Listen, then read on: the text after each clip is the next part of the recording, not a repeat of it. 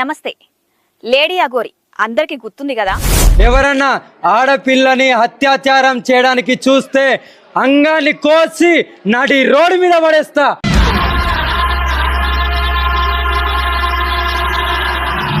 తెలంగాణ ఆంధ్రాలో విచ్చలవిడిగా తిరిగేసింది.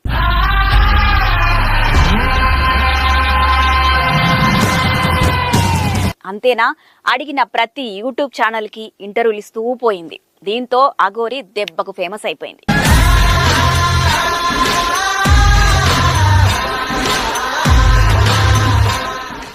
అయితే మామూలుగా ఇంటర్వ్యూలు ఇస్తే బానే ఉండేదేమో, కానీ ఒంటి మీద నూలు పోగు లేకుండా నగ్నంగా స్క్రీన్ పై కనిపించింది. ఇంకేముంది, అందరి చూపు తన వైపు తిప్పుకుంది.